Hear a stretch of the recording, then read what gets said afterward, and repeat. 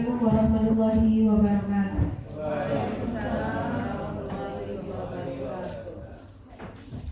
Yang terhormat Bapak Kepala SMA Negeri 3 Bungo, yang saya hormati Bapak Ibu Guru SMA Negeri 3 Bungo.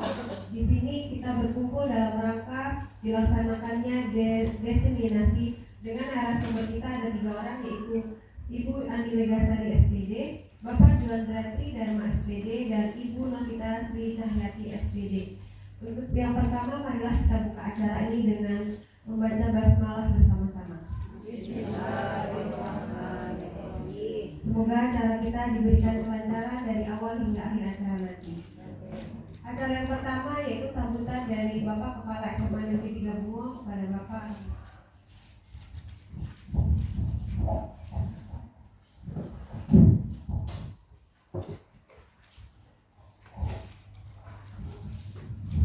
Assalamualaikum warahmatullahi wabarakatuh. Alhamdulillahirrahmanirrahim. Wabillahi ta'ala ala dunia wajib amalihi wa sallallahu alaihi Asyhadu an la ilaha illallah wa la syarika lah. Asyhadu anna Muhammadan abduhu wa rasuluh. Nabi ba'da. Bapak Ibu guru beserta tenaga administrasi SMA Negeri 3 Bungo yang sangat-sangat saya hormati. Setelah kita panjatkan puji syukur kepada Allah SWT yang Maha Kuasa, serta salam atas Rasulnya tadi, langsung saja pada hari ini kita sampaikan jadwal diskriminasi. Sebetulnya Bapak Ibu ini saya minta minggu kemarin karena kebutuhan kita, maka baru kami berkesempatan pada hari ini. Nah, pada hari ini pun ini untuk menyingkat waktu hari, tidak muncul banyak waktu yang terbuang, maka jika penyampaian dari Bapak Ibu guru kita ini saya satukan pada hari ini. Ada Ibu Andi Megasari yang mana beliau menyampaikan program dan beliau sebagai salah satu guru penggerak dari SMA kita, yang mana hasil nanti akan sampaikan ke pusat kerja UDK bahwa dia sudah menyampaikan kegiatan yang menjadi salah satu program guru penggerak. Nah, guru penggerak ini Bapak Ibu memang sungguh berat. Memang mungkin semangat kita ada, cuman ada beberapa melampaui langkah-langkah yang diinginkan itu kita tidak semuanya bisa, karena penilaian mereka juga berbeda dengan kita. Bahkan ada yang sudah masuk di guru penggerak ini, saya dapat informasi sekitar 57 beberapa orang itu mengundurkan diri. Itu dia mengundurkan diri karena memang bukan guru penggerak ini tidak hanya mengajar dan juga membuat seperti ini dan sebagainya, sehingga mereka tidak kuat, terpaksa mengundurkan diri. Ini kemudian Ibu bisa berlanjut sampai ke mendapatkan sertifikat dan dari terapkan sekolah kita, karena guru penggerak ini suatu daerah ke daerah lain berbeda, situasinya berbeda. Kita di Pamang ini dengan kita yang di saudara tua kita yang di Pulau Pat itu juga sungguh sangat berbeda. Dari sisi siswanya mungkin seperti ini, kalau di sana daerah di depan kelas, nongkrong di depan kelas, di ruang guru pun biasa duduk di motor di depan ruang guru. Karena kemarin saya sapu ke sana dan saya marahi anak-anak itu karena situasi yang memang beda. Nanti kalau Ibu dapat tugas di daerah yang berbeda tidak terkejut. Kemudian ada diskriminasi nanti dari Pak Juan dan Bu Novi, di mana kita menjadi salah satu sekolah yang ditunjuk untuk melaksanakan pendidikan inklusi. Nah, kemarin saya coba beberapa bulan yang lalu untuk mendaftar Bu Dewi Harap, tidak bisa karena ternyata memang terlebih dahulu. Dan saya baru tahu ketika saya daftarkan muncul yang diminta cuma 1 orang. Saya pikirnya lebih dari 1 orang. Saya dapatkan Bu Dewi Harahap, sekali login gelombang 1 sampai 6 saya betul. Cuma dari mana ternyata memang salah satu SMA-nya dan SMA kita di Bungo. Di Bungo inklusi ada 15, 3, 12, nah itu ada undangan. Ternyata kita harus hati-hati membuka SIM PKB kita, Bapak Ibu. Mohon maaf, nanti semuanya Bapak Ibu yang tidak bisa menjadi PKB, mohon pertolongan dari operator. Harus hati-hati buka SIM PKB. Di sana ada program-program seperti guru penggerak, PPG, inklusi, semua dari situ. Dan saya kemarin tidak melihat ada inklusi, ternyata di situ dituliskan GPK, program GPK. Baru saya buka, ternyata baru bisa saya daftarkan 1 orang. Kemarin sudah 6 gelombang tutup. Saya paksakan untuk tetap masuk karena kita salah satu sasaran. Ternyata kita sasaran, dasarnya kemudian yang mandiri untuk inklusi ada Pak Juan, ya, Pak Juan sudah mempunyai sertifikat pendidikan inklusi, yaitu guru pengajar khusus, dan ini harus melakukan diskriminasi juga. Kemudian dilaporkan ke Provinsi Jambi bahwa kita mempunyai salah satu guru khusus pengajar khusus, dan itu sertifikatnya diakui setara dengan 6 jam mengajar.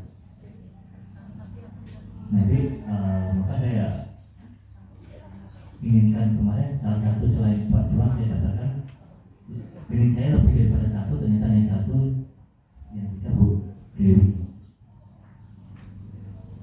Itu dengan ada beberapa pertimbangan yang tidak bisa sampaikan.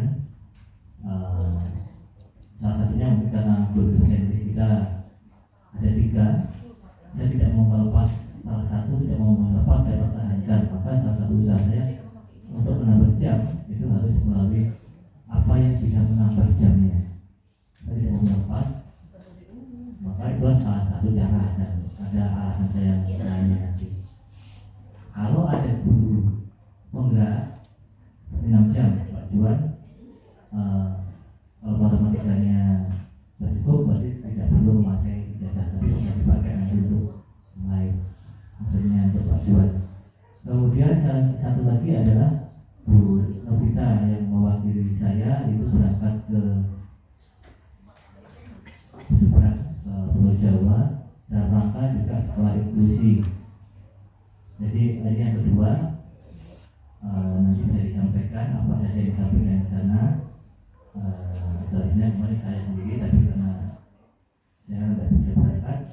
Nanti yang ketiga ada satu lagi, nanti setelah ini ada berangkat lagi Bu ya. Kemungkinan yang berangkat nanti adalah operatornya. Operator harus berangkat untuk masalah inklusi. Karena pendidikan inklusi itu sendiri penting buat kita, karena setiap manusia yang dilahirkan itu mempunyai hak untuk belajar, untuk mendapatkan pengajaran dari kita, Bapak Ibu. Karena anak-anak yang ikut inklusi itu berbuat khusus itu tidak sama, karena kita melihatnya kok lain gitu loh, mungkin terlalu nakal atau apa, maka mereka memerlukan bimbingan yang khusus. Dan kita sendiri tidak tahu. Itu saja mungkin Bapak Ibu, semoga ini bermanfaat. Diskriminasi dari Bu Mega, Pak Juan dan Bu Nabi di semua sosial kita. Nanti ada hal-hal yang perlu didiskusikan, mari kita diskusikan bersama demi anak-anak kita. Itu saja dari saya. Saya kira bila topik ya. Assalamualaikum warahmatullahi wabarakatuh. Waalaikumsalam warahmatullahi wabarakatuh. Terima kasih kepada Bapak atas sambutannya. Baik, acara selanjutnya yaitu ke acara inti, yaitu penyampaian materi oleh Ibu Andi Megasari SPD dengan tema budaya positif di sekolah. Kepada Ibu kami.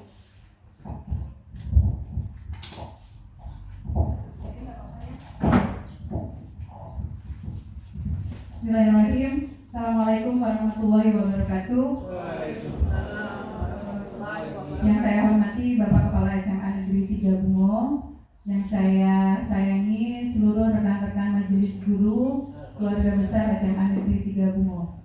Alhamdulillah, puji dan syukur marilah kita panjatkan kehadirat Ilahi Robbi, yang mana pada hari ini kita berkesempatan berkumpul bersama dalam acara diseminasi mengenai pendidikan guru penggerak.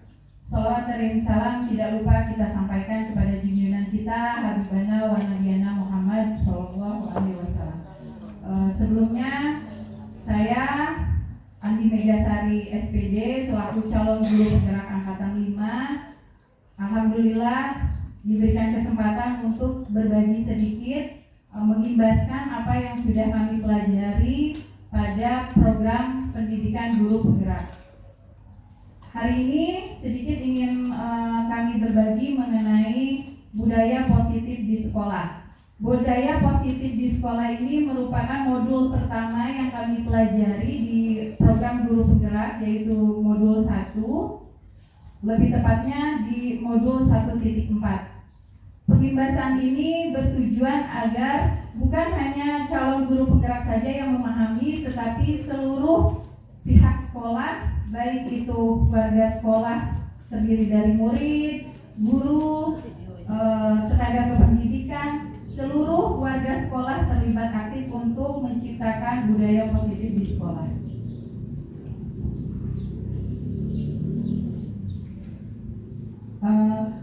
Ada ciri khas dari guru penggerak, yaitu salam dan bahagia. Salam dan bahagia ini tercurahkan, semoga kita menjalani program ini dengan bahagia. Dan juga kami calon guru penggerak angkatan 5 Kabupaten Bungo mempunyai fasilitator, yaitu Dr. Randa Ibu Rahayu Setianingsih MPD selaku fasilitator dari P4TK Matematika Yogyakarta. Yang kedua adalah pengajar praktiknya, yaitu Bapak Sucipto SPD, yang merupakan pembimbing kami di lapangan mengenai seluruh program yang kami jalani di dalam guru penggerak. Sebelum kita mengenal bagaimana itu budaya positif di sekolah, kita harus menyatukan dulu atau mengetahui dulu konsep utama mengenai budaya positif. Kita sudah mengenal budaya positif sebelumnya mengalami perubahan paradigma atau mengalami perubahan pandangan yang awalnya merupakan stimulus respon berbanding dengan teori kontrol. Teori kontrol ini dijelaskan oleh Dr. William Glasser dalam bukunya, yaitu Kontrol Teori, dengan meluruskan beberapa miskonsepsi tentang kontrol. Karena sebelum adanya budaya positif ini terdapat beberapa pandangan yang berbeda dari setiap sekolah mengenai posisi kontrol seorang guru. Ini adalah miskonsepsi tentang kontrol. Yang pertama adalah ilusi guru mengontrol murid.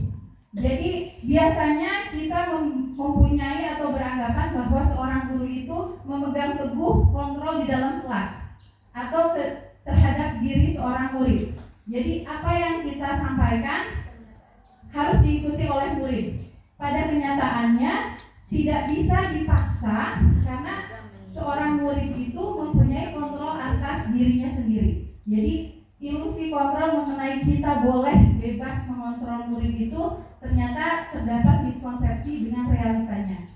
Yang kedua adalah ilusi bahwa kritik membuat orang merasa bersalah dapat menguatkan karakter.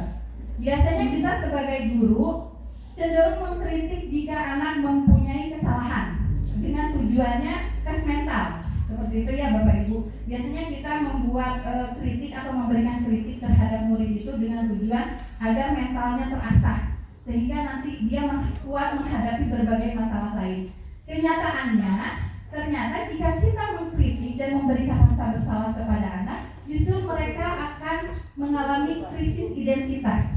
Artinya mereka tidak akan percaya diri, karena selama ini bertemu dengan seorang guru hanya dikritik dan dijatuhkan percaya dirinya. Seperti itu. Yang ketiga adalah ilusi bahwa orang dewasa memilih pihak untuk memaksa. kebetulan kita mengajar di SMA, di mana jenjangnya antara remaja menuju fase dewasa. Kita beranggapan bahwa anak-anak itu di bawah kita, bahwa anak-anak itu harus mengikuti apa yang harus kita mau. Jadi kontrol kita memiliki hak untuk memaksa kepada anak. Kamu harus mengerjakan tugas sekarang. Kamu harus pergi ke kelas sekarang. Itu miskonsepsi yang terjadi. Pada kenyataannya, banyak orang dewasa yang percaya bahwa mereka memiliki tanggung jawab untuk membuat murid-murid berbuat hal-hal tertentu. Padahal kenyataannya, murid juga ingin melakukan apa yang ia kehendaki. Mungkin dia tidak nyaman dengan apa yang disuruh oleh guru. Seperti itu. Nah, ini adalah bagan mengenai stimulus respon melawan dengan teori kontrol berupa pandangan tentang dunia. Dunia yang di sini dimaksud adalah lingkungan sekitar kita di luar kelas, di luar sekolah. Bagaimana pandangan mereka menuju ke depan? Yang pertama, menurut stimulus respon, realitanya kebutuhan kita itu sama dengan murid. Jadi apa yang kita inginkan murid juga pasti sama. Seperti itu. Ternyata menurut teori kontrol, kebutuhan kita itu berbeda. Mungkin tujuan kita ingin kebutuhannya itu nilai anak itu tuntas. Bagaimanapun caranya, yang penting anak itu tuntas.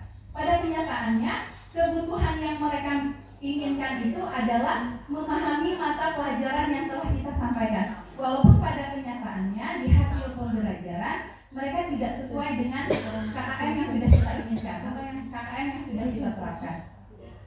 Yang kedua, semua orang melihat hal yang sama. Padahal pada kenyataannya setiap orang memiliki gambaran berbeda. Kita tidak bisa mengontrol orang lain untuk memiliki gambaran yang sama. Kalau menurut kita orang itu baik, kegiatan itu baik, kita tidak bisa memaksa pandangan orang untuk melakukan hal yang sama atau mempunyai pandangan yang sama. Yang ketiga, kita mencoba mengubah orang agar berpandangan sama dengan kita. Kalau tadi yang kedua menganggap harus sama, kalau sekarang ada pemaksaan, dia harus sama dengan kita. Ketika kita menjalani proses pembelajaran yang menurut kita baik, kita akan memaksa anak untuk menganggap pembelajaran itu juga baik. Padahal belum tentu apa yang dirasakan anak itu proses yang kita jalani adalah hal yang baik. Selanjutnya, perilaku buruk dilihat sebagai suatu kesalahan. Ketika seorang siswa atau seorang diri pribadi melakukan suatu kesalahan, kita akan menganggapnya itu adalah hal yang buruk, yang patut dikritik. Misalkan anak membantah ketika disuruh diam di dalam kelas, padahal pada saat itu guru tidak ada di dalam kelas. Kenyataannya semua perilaku memiliki tujuan. Mungkin ketika anak-anak tidak mau di dalam kelas, mereka berpikir kalau di dalam kelas mereka akan ribut, akan mengganggu kelas sebelah. Selanjutnya, orang lain bisa mengontrol saya. Padahal pada kenyataannya di dalam teori kontrol, hanya kita sendiri yang dapat mengontrol diri kita. Kita tidak bisa menerima orang harus mengarahkan kita untuk menjadi apa, atau kita harus berbuat apa di dalam kelas kita sendiri. Karena yang bisa mengontrol adalah diri kita sendiri. Tidak mungkin ketika kita tidak mau, kita harus dipaksa untuk mengikuti keinginan orang. Tetap diri sendiri atau yang disebut dengan self control, diri sendiri. Nah, kebalikannya sekarang, saya bisa mengontrol orang lain. Ketika kita tidak mau dikontrol, tentu orang lain juga merasakan hal yang sama. Jadi pada teori kontrol, Anda tidak bisa mengontrol orang lain. Misalkan, ketika saya mengajar, saya menggunakan metode yang berbeda dengan Bapak Ibu lakukan. Bapak Ibu tidak bisa memaksakan metode yang Ibu lakukan atau Bapak lakukan di dalam pembelajaran saya. Karena Bapak Ibu tidak bisa mengontrol orang lain. Begitupun dengan saya sendiri. Selanjutnya, pemaksaan ada pada saat bujukan gagal. Ini sering terjadi pada diri saya sendiri. Saya sering membujuk anak-anak untuk melakukan hal yang misalkan, ayolah jangan terlambat, ayo sholat berjamaah. Nah, ketika rujukan itu gagal, kita akan cenderung memaksakan. Akhirnya kita memaksa anak-anak, pokoknya mau tidak mau 10 menit pertama ini kalian harus pergi untuk berjamaah.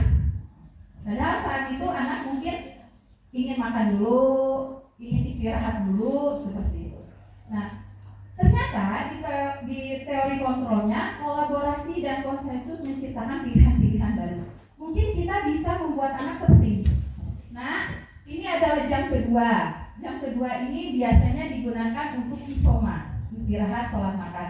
Kira-kira kalian mau makan dulu atau sholat dulu? Ternyata ketika kita melakukan kolaborasi, melakukan kerjasama, akan muncul pilihan-pilihan yang berbeda. Tapi tujuannya sama.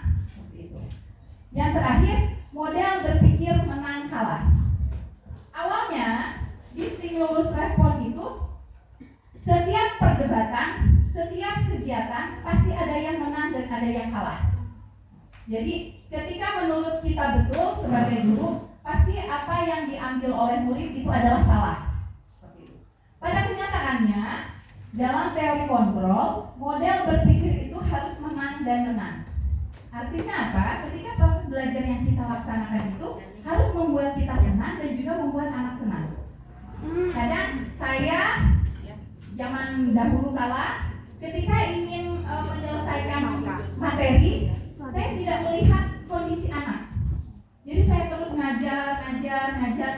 Saya tidak mempedulikan apakah anak senang atau tidak, paham atau tidak. Pada kenyataannya, apa yang kita lakukan haruslah membuat menang bagi diri saya dan juga orang lain.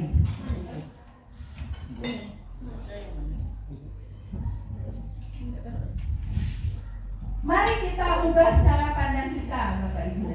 Kalau kita ingin merubah dengan sedikit, maka kita harus merubah pandangan diri kita sendiri, kelakuan kita sendiri. Misalkan, kalau kita ingin membuat kemajuan perlahan, maka kita merubah sikap kita dulu. Yang tadinya males-malesan, ini rajin misalkan. Kalau dulu saya malas dan masuk kelas gitu, karena ada tuntutan dari guru penggerak, akhirnya rajin misalkan seperti itu. Ternyata jika kita ingin merubah budaya di sekolah menjadi lebih baik, kita harus mempunyai pandangan yang sama dan jauh ke depan. Artinya jangan sampai ada kalimat, nantalah situ dia lagi guru penggerak, dialah berubah sendiri. Ternyata tidak. Semua perubahan itu melibatkan seluruh warga sekolah. Jika tidak ada dukungan baik dari Bapak Kepala Sekolah, dari Ibu Bapak Wakil maupun dari rekan-rekan semuanya, maka kegiatan yang akan diinginkan atau budaya positif ini yang diinginkan tidak akan terjadi karena kita tidak bisa memandang secara ke depan seperti itu. Biasanya berubah paradigma itu tidak segampang apa yang disebutkan karena kita memiliki pandangan-pandangan berbeda.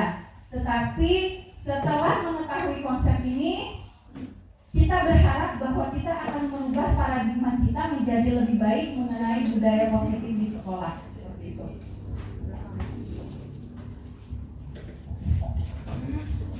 Mengapa budaya positif di sekolah diperlukan? Selama ini kita mendengar disiplin saja, tetapi mengapa harus sekarang ada budaya positif di sekolah?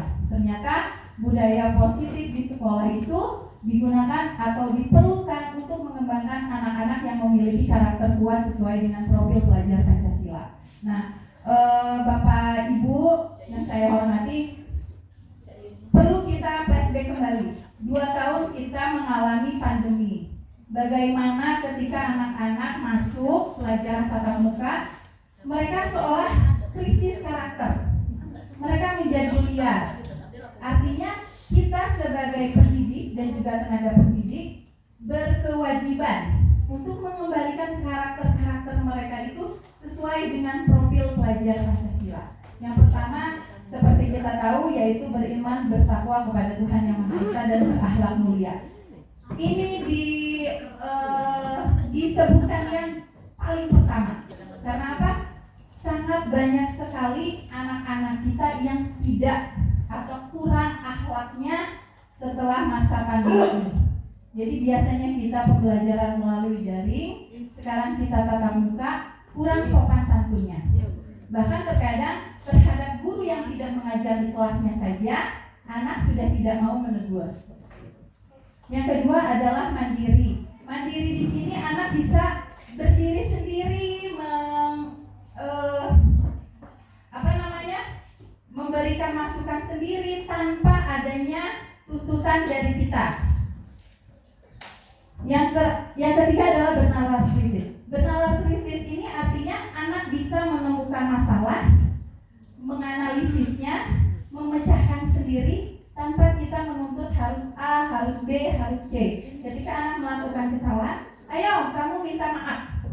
Atau ketika mereka menemui masalah ketika proses pembelajaran, kita harus menghayu-hayukan mereka. Tetapi pada profil pelajar Pancasila, anak diharapkan mempunyai atau memiliki berpikir kritis sehingga dia bisa memecahkan masalahnya sendiri. Apalagi kita mengajar di SMA yang notabene anak-anaknya sudah remaja menuju dewasa. Selanjutnya adalah bergotong royong. Sepertinya kalau budaya di sekolah kita bergotong royong sangat sudah terbiasa ya Bapak Ibu, tinggal kita mengeluarkan karakternya kembali. Yang selanjutnya yaitu berkebinekaan global. Berkebinekaan global. Sekarang banyak sekali pengaruh dari luar yang hanya ditelan mentah-mentah oleh anak-anak kita. Sebenarnya kebinekaan global ini adalah mengutamakan karakter di lingkungan kita, budaya-budaya sosial di lingkungan kita. Walaupun ada budaya luar, tapi anak tetap mempertahankan budayanya sendiri. Yang terakhir adalah kreatif.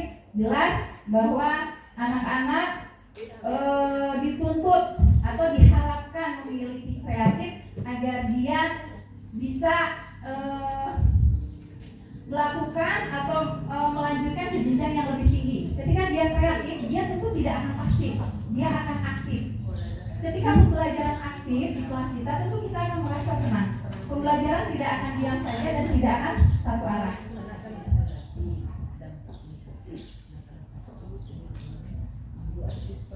Nah, ini yang ingin saya tanyakan kepada kita semua.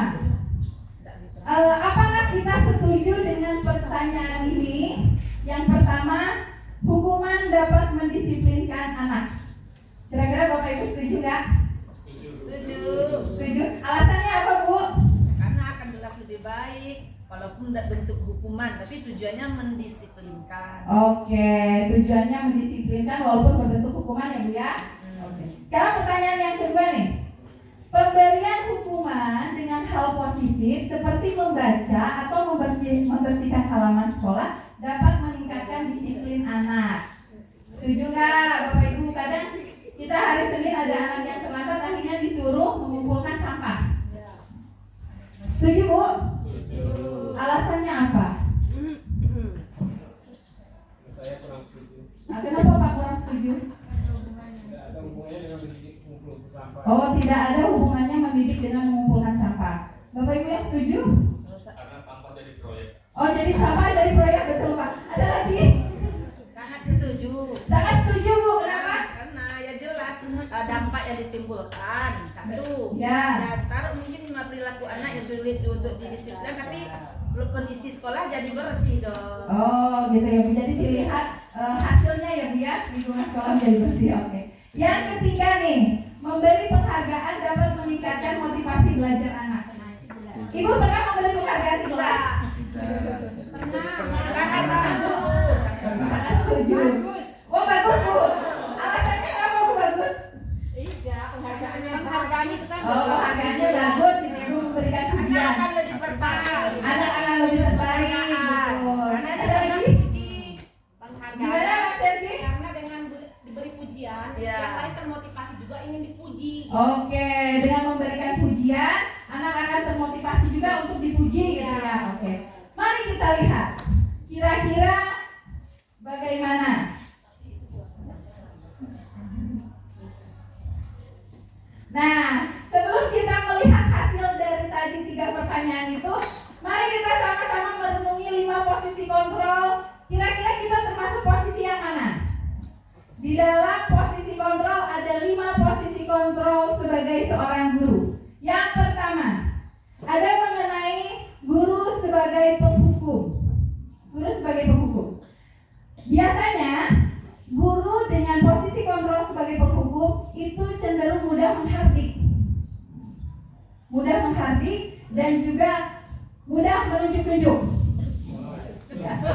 Kamu ini nggak dengar, kamu ini, nah seperti itu. Itu penghardik atau kita sering menyindir. Menyindirnya ini seperti, bagus ya kelasnya, bersih sekali. Nah, itu adalah posisi kontrol guru sebagai penghukum. Kalimatnya bisa seperti ini. Kalau kamu nggak ngelakuin, awas ya, rasakan pokoknya. Nilainya ibu kurangin. Atau awas ya, kalau kamu tidak melakukan tugas ini, ibu suruh Buya panggil ke BK. Seperti itu. Itu adalah posisi kontrol guru sebagai penghukum. Hasilnya, ketika kita berada sebagai guru penghukum, maka anak akan memberontak dan menyalahkan orang lain. Jadi ketika dia dimarahi, ketika dia dihati, kau sih, coba kau tadi gak ribut, jangan kena marah. Jadi dia cenderung akan menyalahkan orang lain. Lalu berbohong. Anak akan mudah berbohong. Jadi ketika kita menghardik dia akan berbohong. Bukan saya Bu yang melakukan, tapi Pipit.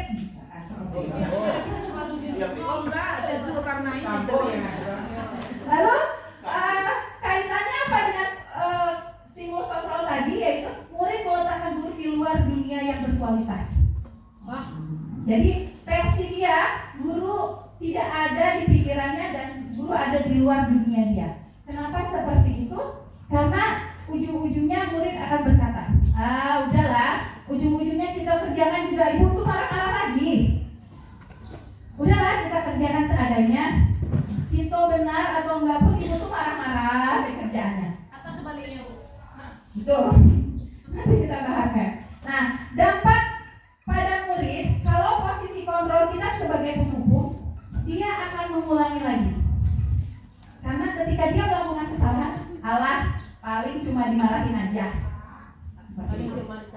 Paling cuma ditunjuk-tunjuk aja. Ibu itu kan biasa, tensinya tinggi. Bapak lah.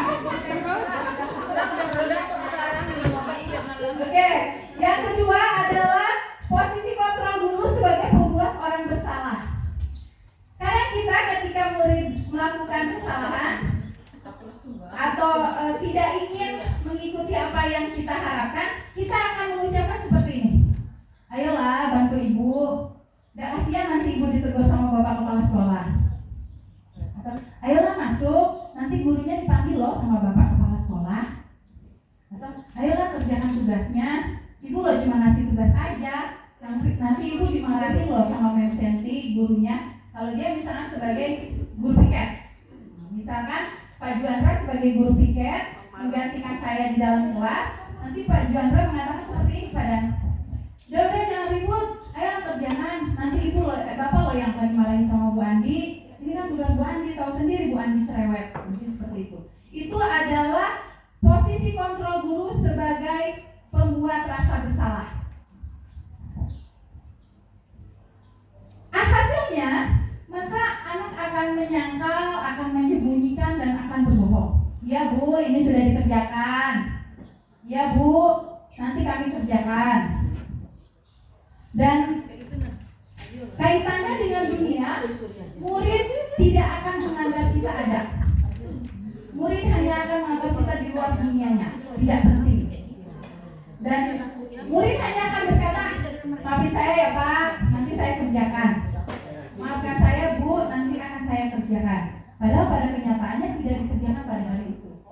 Dan dampak pada murid, dia akan merasa rendah diri. Atau membuat rasa bersalah seperti ini. Kamu gak pernah mandi ya? Kok baunya sampai sini? Betul Pak, harum sekali baumu. Padahal baunya bau. Seperti itu. Itu adalah posisi kontrol guru sebagai pembuat rasa bersalah. Yang ketiga adalah posisi kontrol guru sebagai teman. Aku sudah tua. Oh gitu ya Bu. posisi kontrol guru sebagai teman. Ya, betul. Membuatkan alasan-alasan untuk muridnya. Jadi Tengok dia. betul, guru tidak mau melakukan tugasnya, tapi dia menganggap murid sebagai teman. Kawannya Ya. kalian gitu. Ayolah, ibu kan udah bantu kamu kemarin. Nah, ayolah, lakukan demi ibu. Betul. Ayolah, lakukan demi ibu. Ayolah, lakukan demi bapak. Salah semua guru. Betul. Itu guru menganggap murid sebagai teman dan memanggil murid itu dengan kataan, "Hai guys, hai bro." Ya aku nian itu. Nah, seperti itu posisi kontrol guru sebagai teman. Hasilnya apa? Ketika kita memposisikan diri kita sebagai teman, siswa akan ketergantungan. Ketika si anak bermasalah dengan guru yang lain, dia akan lari kepada guru yang memposisikan sebagai teman. Amanlah, aku loh, ada Bu Kamu. Pipin misalkan, atau aku loh anaknya Pak Jul, anak kesayangan Pak Jul, karena Pak Jul menganggap saya sebagai teman. Akhirnya ketika seperti itu, murid akan meletakkan guru sebagai orang yang sangat penting di dunia. Saking pentingnya, dia akan mengingat hal-hal yang diucapkan oleh guru. Hari ini ibu ulang tahun loh. Nah, sekarang nggak sama ibu. Ingat loh, ibu ucapin kamu ulang tahun. Itu adalah posisi kontrol sebagai teman. Lalu murid akan berkata, ketika tidak sesuai dengan apa yang dia harapkan, murid akan berkata, "Saya pikir ibu teman saya, kok ibu gak bantu sih ketika saya dipanggil Bu Kiat? Saya pikir ibu teman saya, kok ketika saya bercekak dengan kawan saya itu tidak membela saya." Jadi sudah tidak ada batasan antara kita dengan murid kalau kita mempunyai posisi kontrol sebagai seorang teman. Yang keempat, pemantau. Biasanya pemantau itu hanya menghitung dan mengukur. Di luar guru matematika, menghitung dan mengukur. Jadi kalau posisi kita sebagai pemantau, kita akan menyangkut pautkan kepada peraturan. Contohnya seperti ini. Kita perhatikan anak yang datang terlambat. Kenapa kamu terlambat? Jadi dia menjawab, "Maaf Bu, tadi ban motor saya kempes." "Oh, nggak bisa. Sesuai peraturan, hari Senin itu kamu jam 7 harus ada di sekolah. Sesuai peraturan." "Tapi Bu, kan saya tidak sengaja." "Oh, nggak bisa."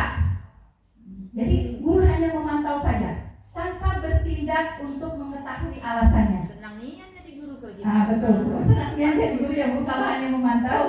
Nah, lalu ciri khasnya apa kalau posisi kontrol kita sebagai pemantau? Setiap anak melakukan kesalahan, kita akan menyebutnya seperti ini. Apa peraturannya? Murid ribut di kelas ketika tidak ada guru. Ayo, ribut. Apa peraturannya kalau tidak ada guru? Bicara. Seperti itu. Itu adalah tipikal guru sebagai pemantau. Hasilnya apa ketika kita menempatkan diri kita sebagai pemantau?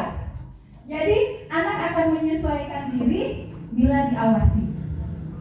Jadi kalau nggak ada ibu bapak, mereka lihat pos kontrol. Tapi ketika ada bapak ibu, "Selamat pagi Bu, selamat pagi Pak." Betul itu Bu. Kalau kita sebagai pemantau. Lalu kaitannya apa? Murid meletakkan guru sesuai atau sama dengan peraturan dan hukum. Jadi kalau mereka melakukan kesalahan, murid akan melihat kita sebagai, "Oh lah, nanti kata ibu itu ada peraturan nomor berapa? Apa aturannya?" Nah, ketika sebagai pemantau, tentu kan kita memberikan hukuman dan juga penghargaan. Nah, lalu hasilnya apa ketika kita memposisikan sebagai pemantau?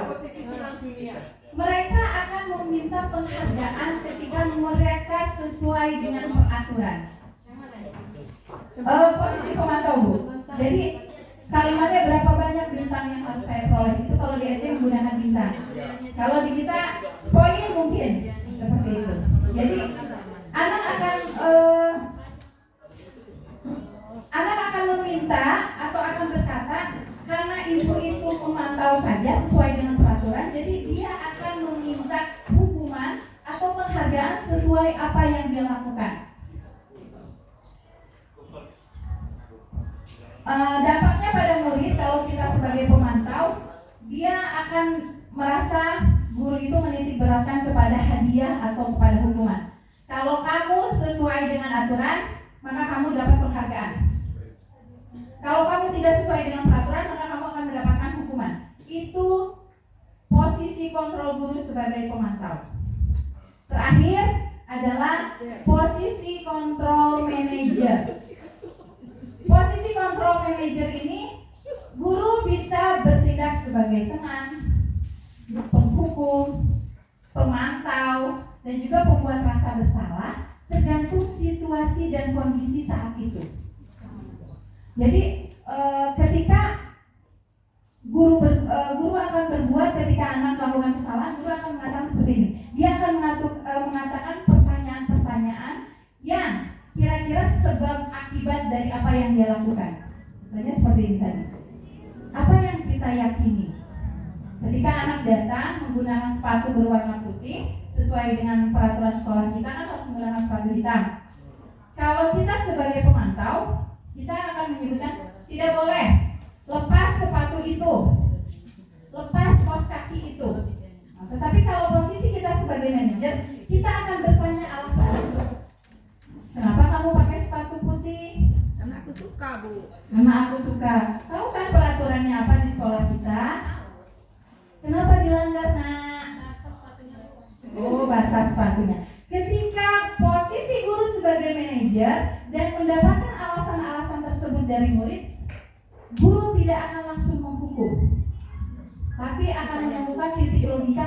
Oh, ternyata dia bukan pembangkang, tetapi ada kemauan untuk ke sekolah walaupun tidak menggunakan sepatu sesuai dengan aturan. Dan hasilnya apa ketika kita sebagai posisi kontrol manager? Hasilnya adalah penguatan pribadi. Anak akan merasa dihargai, anak akan merasa percaya diri, dan karakternya akan semakin kuat. Jadi kita tidak akan langsung menyalahkan anak, tapi kita menerima jika itu masuk logika. Lalu kaitannya dengan dunia berkualitas, jika kita memposisikan diri sebagai manajer, murid akan meletakkan dirinya sebagai individu yang positif. Jadi, oh iya, kemarin saya dipermudah masuk meskipun menggunakan sepatu putih.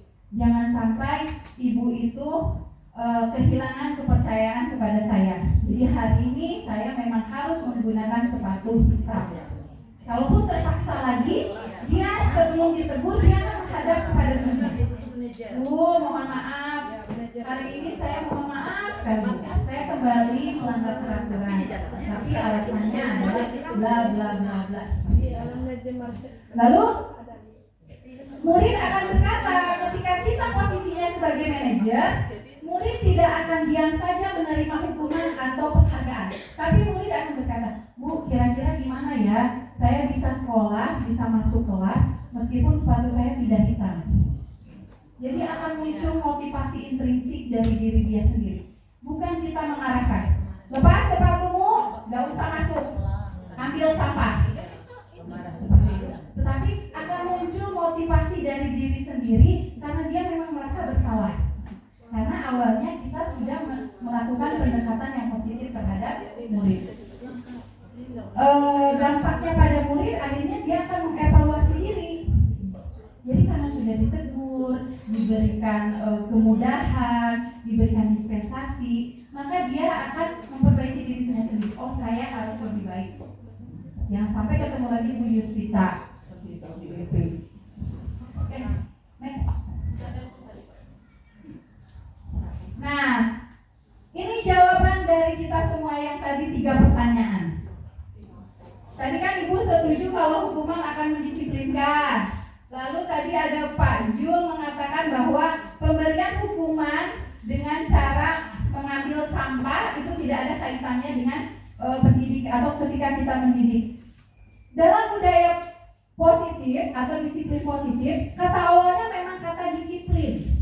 Memang katanya awalnya disiplin. Disiplin itu adalah identik dengan tata tertib. Harus teratur. Tunduk pada aturan. Betul, tunduk pada peraturan. Nah, kita cenderung menghubungkan positif itu dengan hukuman. Ketika anak tidak tunduk dengan peraturan, maka wajib kita hukum. Ketika anak melanggar peraturan, maka dia akan kena hukuman sesuai dengan peraturan atau tata tertib yang sudah ada di sekolah kita. Pada kenyataannya, di dalam budaya positif atau disiplin positif itu, hukuman merupakan alternatif terakhir. Hukuman merupakan alternatif terakhir. Kalau anak itu sudah kita dekati secara individu, sudah kita nasihati, sudah kita beri masukan-masukan, tetap double juga, tetap melanggar juga, maka hukuman adalah hal yang paling terakhir yang bisa kita lakukan. Kalau sekarang sebaliknya ya Bia, kemarin-kemarin saya seperti itu, ketika anak ada yang melanggar di kelas saya, maka saya langsung memberikan hukuman. Salah ibu. Ternyata salah Bu, setelah saya mempelajari modul ini ternyata salah. Ternyata hukuman ditempatkan paling terakhir. Bahkan kalau bisa kita tidak boleh menghukum anak. Betul. Jadi kadang anak itu lebih tidak tahan diceramahi dibanding diberikan hukuman. Maka disiplin positif itu tidak boleh atau menempatkan hukuman di alternatif terakhir.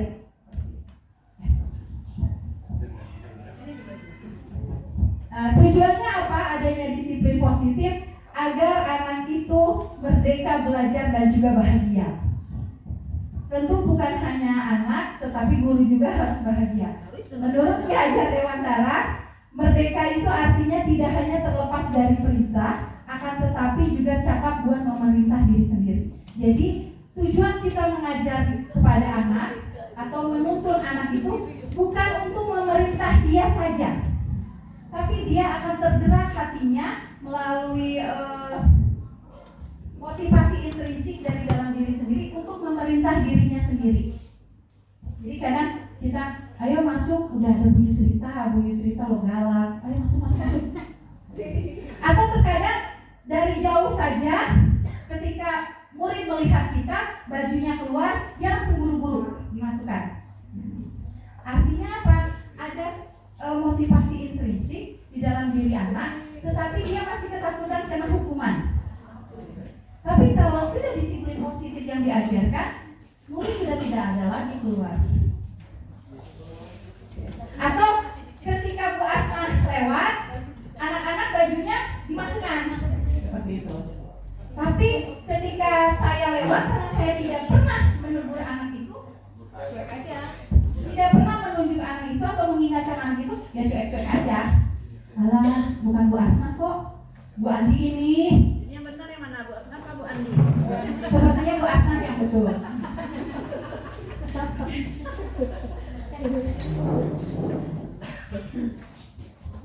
Nah, ini dia.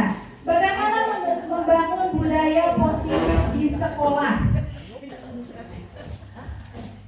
Membangun budaya positif di sekolah itu dengan menyediakan lingkungan yang positif, aman, dan nyaman, agar murid-murid mampu berpikir, bertindak, mencipta dengan merdeka, mandiri, dan bertanggung jawab. Jadi membangun budaya positif di sekolah itu bukan berarti kita harus menghayal-hayalkan anak.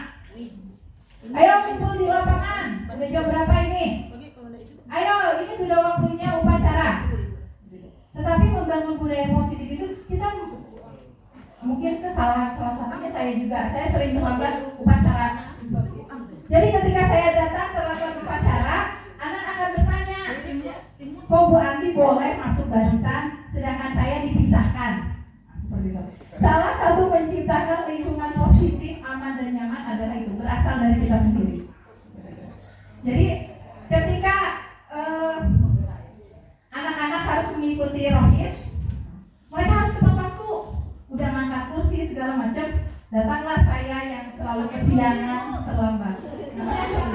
Jadi datanglah saya yang terlambat. Dengan tanpa rasa bersalah saya duduk di situ. Walaupun di belakang layar mungkin Bapak Kepala Sekolah mendisiplinkan kita sebagai pegawai, tetapi anak akan melihatnya, Bu Andi aja loh terlambat masuk barisan. Tapi kok saya masuk terlambat di ujung. Bukan guru. Nah, akan ada muncul seperti itu. Tetapi untuk membangun budaya positif ini harus memang berasal dari kita sendiri sebagai seorang guru. Jadi saya paling senang ketika upacara ngobrol. Saya paling senang ketika upacara geser kanan, geser kiri, seperti itu. Karena pegal kaki. Nah, murid tidak bisa melihat kalau guru-guru ini usianya sudah di atas mereka. Artinya ketahanan fisiknya berbeda dengan mereka. Tetapi ketika anak ribut, kita langsung akan menghardik mereka. Nah, itu bukan lingkungan yang aman untuk mereka, karena mereka akan merasa ketakutan dengan hukuman-hukuman yang akan diberikan. Seperti itu.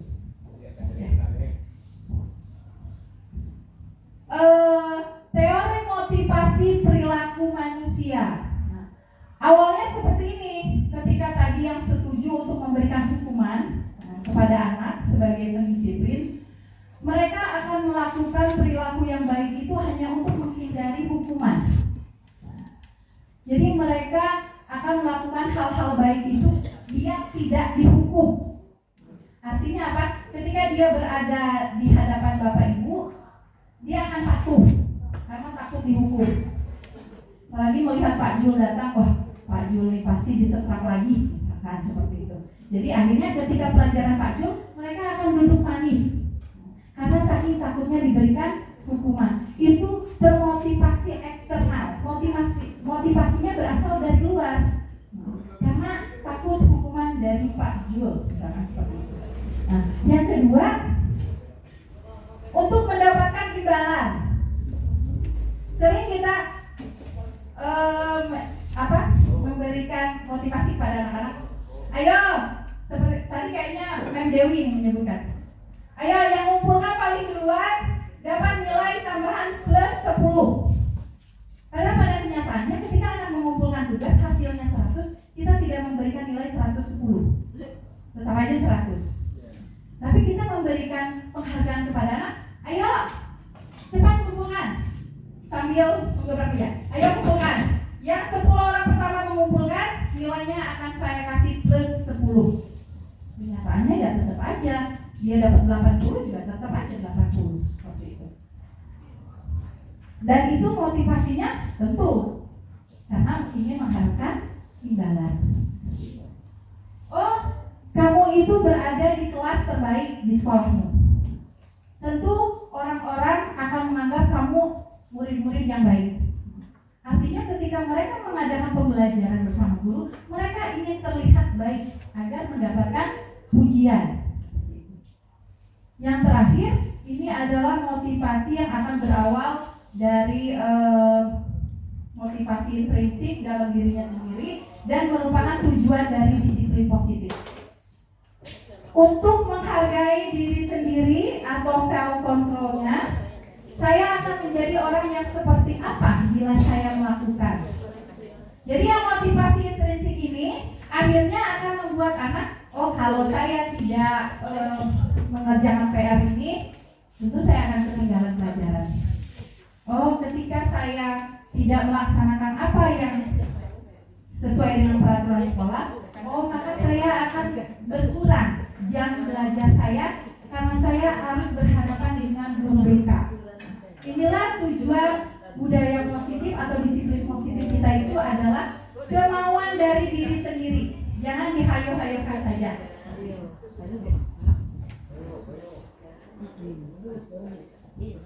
Nah, ini adalah penambahan materi pada dihukum oleh penghargaan. Kalau kita hanya memberikan penghargaan kepada anak, apa yang akan terjadi? Yang pertama, ada pengaruh jangka pendek dan jangka panjang. Seperti tadi, jangka pendeknya, ayo yang mengumpulkan cepat dapat plus 10. Otomatis menyebabkan yang tidak tepat atau yang tidak cepat, mereka tidak akan mendapatkan penambahan Padahal apa yang mereka kerjakan lebih baik dari apa yang cepat mengumpulkan. Yang kedua, penghargaan itu justru membuat anak merasa dihukum. Kenapa seperti itu? Yang ranking 1 akan diberikan penghargaan di kelas. Jadi wali kelas menggunakan uang kas untuk memberikan penghargaan kepada anak yang ranking 1. Kenyataannya, anak-anak yang tidak ranking 1 mereka akan merasa tersindir. Oh ya udahlah, ngapain juga bayar uang kas, ujung-ujungnya untuk kasih dia. Yang ketiga, ternyata penghargaan itu mengurangi ketepatan. Anak yang cepat mengumpul karena ingin diberikan penghargaan, dia tidak peduli jawabannya betul atau salah. Yang penting dia sudah mengumpulkan duluan. Lalu penghargaan yang tidak efektif. Nah, penghargaan yang tidak efektif itu adalah tidak nyambung dengan tujuan pendidikan. Kalau di sini dicontohkan, jika berhenti merokok akan diberikan mobil atau akan diberikan motor. Kalau kepada murid mungkin seperti, jika kamu mengumpulkan tugas, maka kamu akan saya ajak jalan-jalan. Jika kamu mengumpulkan tugas, maka kamu akan diberikan penghargaan di depan ketika upacara. Penghargaan itu tidak sebanding atau tidak lurus dengan tujuan utamanya. Kecuali seperti ini penghargaannya. Jika kamu berhenti merokok, maka kamu akan mendapatkan kesehatan. Nah, seperti itu kan balance ya Bu, seimbang. Di sini nggak ada lagi merokok, Bu. Oh iya betul. Kecuali Siap rokok. yang merokok. Terakhir adalah penghargaan merusak hubungan. Ketika kita menjudge satu kelas berbeda dengan kelas lain, misalkan berdampingan nih IPA 2 dengan IPA 3, kelas saya dengan kelas Pak Wahyu. Penghargaan merusakkan hubungan. Jadi ketika kelas saya diberikan terus-terus penghargaan, mereka akan merasa kelas kami itu lebih baik dari kelas IPA 3. Karena apa? Karena saya selaku guru membesarkan hati dia terus-menerus walaupun dia salah. Seperti itu. Jadi penghargaan itu akan merusak hubungan dan akan terjadi kecemburuan sosial. Oke, next. Nah, ini dihukum oleh penghargaan juga adalah penghargaan menurunkan kualitas. Ketika kita menyebutkan anak, oh pintar nak, kelas kamu ini saya senang belajar di kelas kamu karena kalian memperhatikan dengan seksama. Seperti itu. Jadi mau dia tidak senang mata pelajarannya, mau dia tidak mengerti, dia akan duduk diam senyum. Atau betul Pak, kalau di sini hasil karya atau tulisan yang dibayarnya lebih jelek, jadi karena pujian dia, kamu cepat mengumpulkan duluan Pit, kamu hebat, jadi dia tidak akan mementingkan betul atau tidaknya. Lalu penghargaan mematikan kreativitas. Kalau di sini dicontohkan kepada guru. Guru jika bekerja kata gaji akan tidak kreatif. Mohon maaf ini sebelumnya Bu. Contohnya seperti ini. Ketika gaji kita minus, penghasilan kita minus, maka kita tidak akan memberikan pembelajaran yang kreatif di kelas. Kalau udahlah, mau belajar kayak gimana pun juga ya tetap aja gaji saya minus. Nah seperti itu Bu. Tapi di kita nggak ada, tentunya berlebih, tidak ada yang minus. Penghargaan mengurangi motivasi intrinsik. Anak yang biasa diberi hadiah tidak akan melakukan sesuatu tanpa hadiah. Nah, zaman dulu saya ingat ada satu murid kita yang sangat cerdas, termasuk cerdas lah. Tapi ketika diajak suatu event atau suatu lomba, dia akan bertanya, ada hadiahnya enggak? Karena dia sudah terbiasa mengikuti lomba yang mendapatkan hadiahnya. Atau akhirnya ketika anaknya mengikuti lomba membawa nama sekolah, orang tua yang akan datang ke sekolah. Oh betul Pak, anak saya sudah membawa nama sekolah, kenapa tidak ada hadiahnya? Padahal anaknya sudah tinggal di hotel, diberikan uang saku, tetapi tetap meminta imbalan hadiah. Seperti itu. Nah, ini pertanyaannya. Hukumankah atau konsekuensi? Yang pertama, mencatat 100 kali di dalam buku dengan kalimatnya saya tidak akan terlambat lagi. Hal ini dilakukan karena anak terlambat ke sekolah. Kira-kira hukuman atau konsekuensi, Bu? Hukuman. Yang kedua, lari mengelilingi lapangan basket 2 kali karena terlambat hadir di sekolah. Hukuman. Murid diminta untuk push up 15 kali karena tidak menggunakan masker di sekolah. Hukuman. Kenapa disebutkan hukuman? Betul, karena tidak ada korelasi dengan apa yang dia lakukan. Menggantikan kertas tugas teman yang telah dicoret-coret. Konsekuensi atau hukuman? Konsekuensi. Membersihkan tumpahan air di meja tulis karena tersenggol pada saat belajar. Konsekuensi. Murid disuruh untuk mengenakan sepatu seharian di sekolah. Oh, kurang kayaknya nih. Murid disuruh untuk tidak mengenakan sepatu seharian di sekolah karena tidak mengenakan sepatu hitam. Hukuman. Lari mengelilingi lapangan basket 2 kali karena terlambat 10 menit untuk pelajaran PJOK. Hukuman. Next. Inilah yang membedakan hukuman dengan konsekuensi. Kalau hukuman, mau tidak mau, alasan apapun kita tidak menerima, kita akan memberikan hukuman kepada dia. Kalau konsekuensi, dia akan menyadari sebab akibat dari apa yang dia lakukan, atau sebab akibat dari apa yang telah dia kerjakan. Seperti tadi, dia mengganti kertas kawannya karena dia merobek. Tidak mungkin ketika kita menyelesaikan masalah di kelas, masalahnya adalah merobek kertas teman, tapi kita menyuruh dia untuk push up 15 kali. Jadi tidak ada korelasi seperti yang tadi disebutkan oleh Pak Juandra, tidak ada korelasi dengan apa yang dilakukan dia. Seperti itu. Awalnya, inilah perbedaan di paradigma baru sekarang, yaitu ada peraturan dan juga keyakinan kelas. Apa keyakinan kelas itu? Kenapa disebut keyakinan kelas? Karena keyakinan ini berasal atau dibuat oleh seluruh warga kelas tanpa guru yang meminta. Jadi kita meminta anak untuk memberikan apa yang dia yakini akan dia lakukan. Itu keyakinan kelas. Kalau peraturannya, ya betul, boleh keyakinan kelas, boleh juga kesepakatan kelas. Keyakinan itu bukannya Iya, kok. Oh, Memang harus boleh. menggunakan kata-kata itu mungkin kita tidak tahu memang baru. Betul. Memang ada gitu ya. Memang disebutnya keyakinan kelas atau kesepakatan kelas.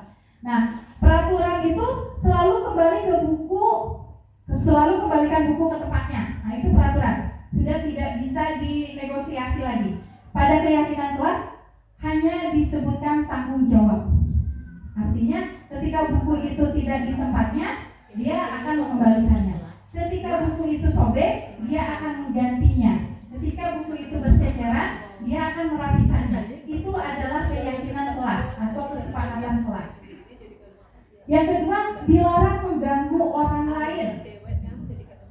Kalau mengganggu dilarang, berarti kalau mengusik, menjahili boleh.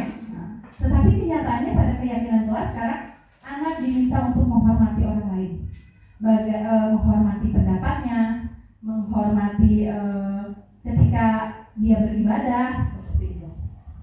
Selanjutnya adalah hadir di sekolah 15 menit sebelum pembelajaran dimulai. Jadi, apa tujuannya di keyakinan kelas adalah untuk menghormati orang lain. Jadi, ketika dia terlambat, guru piket akan kewalahan ngatur dia. Dan juga dia tidak berkomitmen. Seperti itu. Lalu dilarang melakukan kekerasan. Jadi kalau biasanya peraturan kita sebutkan dilarang melakukan kekerasan di SMA Negeri 3 Bungo. Kalau sekarang kalimatnya harus mengutamakan keselamatan dan menghormati orang lain.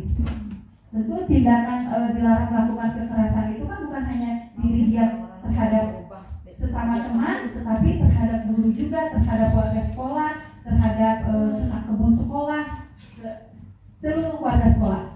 Nah, selanjutnya kalau di peraturan itu ada kalimat dilarang menggunakan narkoba. Kalau di di keyakinan sekolah itu menjaga kesehatan.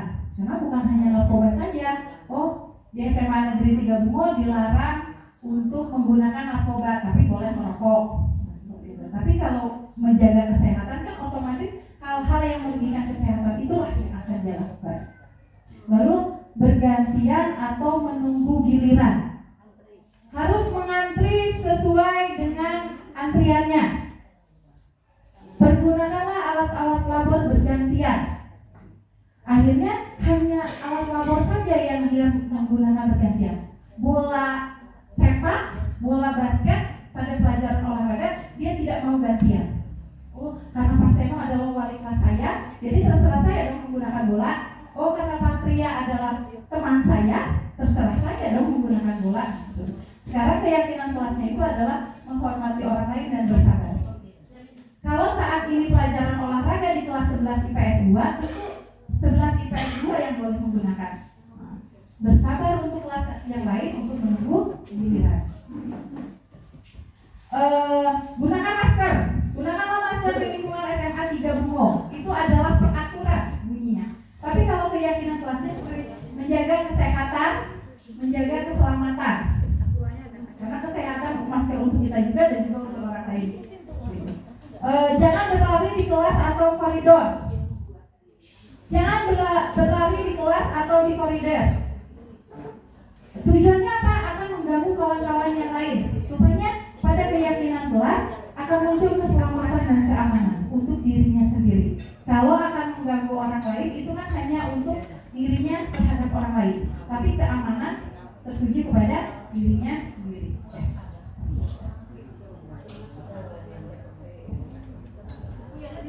Nah, ini adalah salah satu kesepakatan kelas yang awal pertama kali saya terapkan di awal tahun ajaran. Memang hanya hal-hal yang sepele seperti datang tepat waktu, melakukan piket, tapi ini adalah komitmen yang mereka ajukan sendiri. Sehingga saya tidak akan mengingatkan anak, ayo apa yang kemarin kami, tapi dia akan merasa, oh iya ya, saya sudah melanggar kesepakatan kelas yang sudah kami buat sendiri.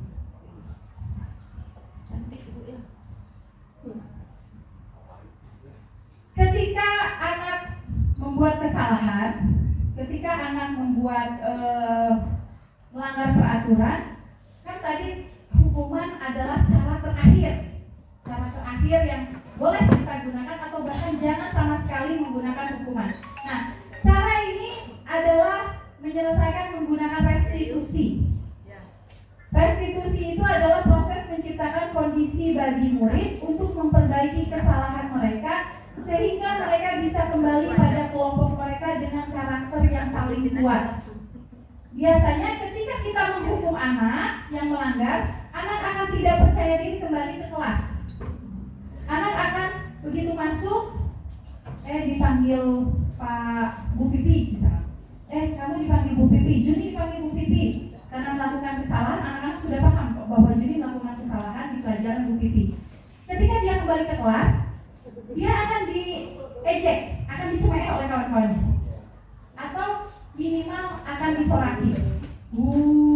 Anak kesayangan Bu Pipi sekarang bermasalah, seperti itu. Tetapi pada restitusi ini tujuannya adalah membuat karakter yang lebih kuat. Tujuan restitusi ini juga akan membuat anak-anak apa sih yang harus dia lakukan ketika mereka selesai atau setelah melakukan kesalahan.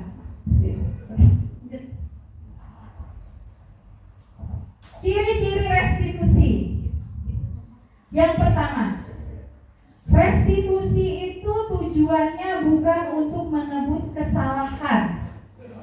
Kalau kita memberikan hukuman, artinya anak menebus kesalahan mereka dengan hukuman. Tetapi kalau menurut segitiga restitusi itu untuk belajar dari kesalahan. Yang kedua adalah memperbaiki hubungan. Biasanya kalau kita sudah marah kepada anak, kita udah malas nengok anak nih Bu ya. Kita udah malas nengok anak, anak pun akan malas nengok kita. Aku kemarin dimarahin sama Bu Am karena saya tidur di dalam kelas. Maka ketika pelajaran selanjutnya Bu Am masuk ke kelas, anak udah malas nengok Bu Am. Bu Am lagi.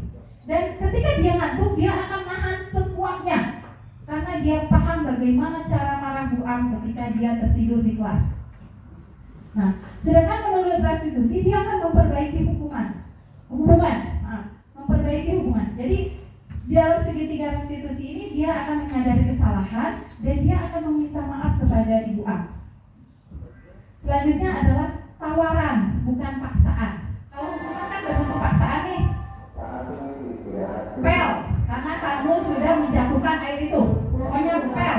Padahal dia udah buru-buru pengen keluar lagi. Tapi karena harus diburu-buru daripada kena marah lagi, akhirnya dia terpaksa melakukannya. Nah, kalau dalam segitiga restitusi itu tawaran.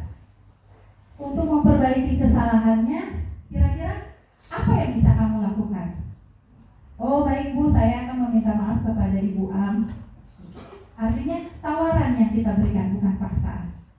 Selanjutnya, restitusi menuntun untuk melihat ke dalam diri dia sendiri. Jadi ketika dia mempunyai kesalahan, apa yang harus dia lakukan? Selanjutnya adalah restitusi mencari kebutuhan dasar yang mendasari tindakannya. Kira-kira ketika dia melawan dalam pelajarannya Ibu Nelly, kira-kira apa sih yang pengen dia tunjukkan? Oh rupanya Bu Nelly hanya memperhatikan anak-anak yang glowing misalkan. Ternyata anak yang itu tidak diperhatikan, maka dia membuat ulah. Lalu restitusi diri adalah cara yang paling baik karena kita tidak menerapkan hukuman, maka ini adalah cara yang terbaik. Fokus pada karakter bukan ke tindakan, betul.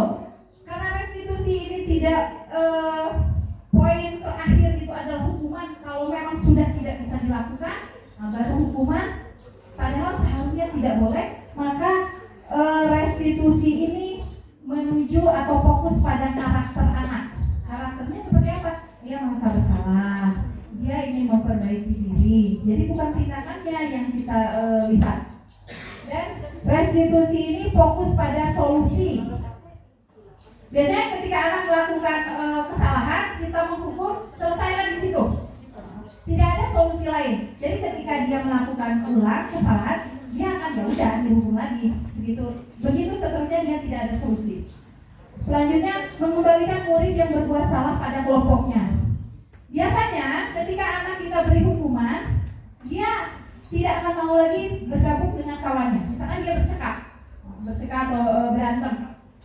Ketika berantem di kelas dia tidak akan menegur, dia tidak akan saling menegur. Tapi dengan restitusi ini diharapkan mereka akan saling menegur, akan kembali lagi ke kelompoknya dengan rasa yang percaya diri. Ini adalah perbedaan hukuman, konsekuensi, dan restitusi.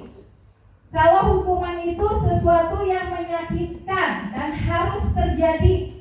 Contohnya, ketika kita memberikan hukuman anak dijemur di lapangan, itu akan menyakitkan baik bagi dirinya sendiri maupun baik fisik maupun psikis.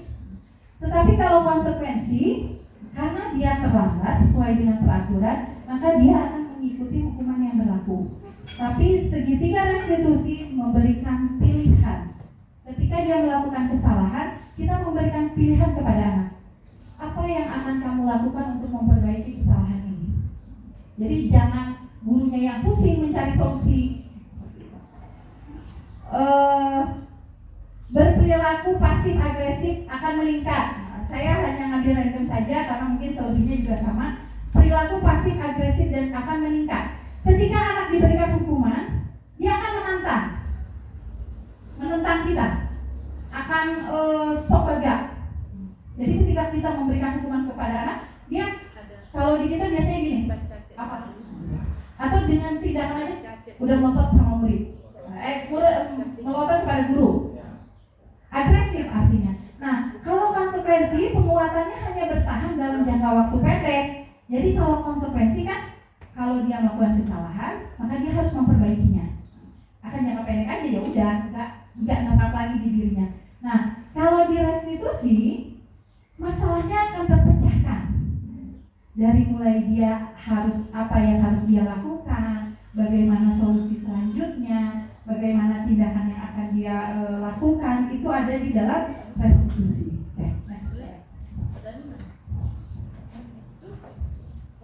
Oke. Ini adalah segitiga restitusinya. Segitiga restitusi. Segitiga restitusi makanya disebut segitiga. Kita boleh memulai dari mana saja, Bapak Ibu. Kalau anak melakukan kesalahan, kita akan menstabilkan identitasnya dulu yang paling bawah. Misalkan anak itu ribut, betul Bu. Jadi misalkan anak itu ribut, dia cekikikan menceritakan atau sedang ngobrolin tentang anak baru yang ganteng di sekolah. Jadi kita akan menstabilkan identitasnya. Jadi kita akan bertanya seperti ini. Saya paham kok, kamu lagi masa pubertas. Jadi kalau lihat yang glowing sedikit, kamu akan tertarik. Lalu kemudian kita akan memvalidasi kebutuhannya, gitu kan? Jadi kita akan nanya, kenapa kamu cekikikannya di situ? Kenapa kok langsung di depan orangnya? Lalu yang terakhir adalah menanyakan keyakinannya. Apa keyakinan yang sudah kalian buat di dalam kelas? Jadi mereka bilang, oh iya Bu, saya nggak boleh ribut, nongkrong di luar. Jadi segitiga restitusi ini adalah salah satu cara terbaik dalam menyelesaikan masalah terhadap murid tanpa memberikan hukuman dan juga tanpa memberikan penghargaan yang bersifat menghukum nantinya. Nah, ini tadi di menstabilkan identitas, guru akan berkata seperti ini, berbuat salah itu hal manusiawi kok. Biasanya kan kalau kita ketika anak melakukan kesalahan, kita akan marah. Kamu ini udah punya otak, tahu gak itu tuh salah, tahu gak? Nah, seperti itu. Tapi di segitiga restitusi itu lebih diperhalus karena kita tujuannya akan memunculkan motivasi dari dalam diri sendiri. Bapak Ibu juga pernah buat salah, jadi wajar kamu melakukan kesalahan. Atau kalau kamu menyalahkan dirimu sendiri terus-menerus, apakah kamu bersikap baik pada dirimu sendiri? Ini tahap yang pertama. Kemudian tahap selanjutnya adalah validasi kebutuhan. Pada dasarnya setiap tindakan manusia itu tujuannya adalah memenuhi basic need atau kebutuhan mendasar. Jadi guru boleh berkata seperti ini, kamu punya alasan kan kenapa seperti itu kalau dia melanggar peraturan? Atau apakah kamu bisa melakukan dengan lebih baik besok lagi? Biasanya kalau kita sudah memberikan hukuman, berhentilah di situ, kita udah nggak mau lagi. Yang penting anak itu sudah selesai. Atau biasanya dengan mudahnya kita langsung melempar ke BK. Bu Yat, Bu Susi, Bu Yusmita, ini ada anak menyebalkan di kelas, tolonglah, saya udah malas. Seperti itu. Padahal tujuan restitusi ini adalah sebelum ke tingkat yang lebih tinggi, kita sebagai guru mata pelajaran mempunyai kuasa penuh di kelas ketika dia melakukan kesalahan dalam pelajaran kita. Seperti itu. Tidak boleh orang lain mengintervensi dulu ketika kita belum menyelesaikan dengan pribadi kita. Jadi kalau sudah selesai dengan kita dulu, kita tidak bisa, baru kita bisa boleh konsultasi dengan yang lain. Oke. Selanjutnya adalah yang terakhir, menanyakan keyakinan. Kalau kelas anak itu kotor, kita jangan menghukum mereka dengan berdiri di lapangan. Tapi kita boleh menanyakan kelas yang ideal itu seperti apa sih anak-anak? Padahal kalimatnya halus, tapi mereka akan berpikir sendiri, oh iya Bu, kelas yang ideal itu adalah kelas yang bersih. Ini adalah contoh kasus mengenai penyelesaian segitiga restitusi. Di sini ada dua contoh kasus. Yang pertama adalah kasus mengenai anak yang tidak mendengar dan tidak memperhatikan atau tidak mengikuti kegiatan diskusi.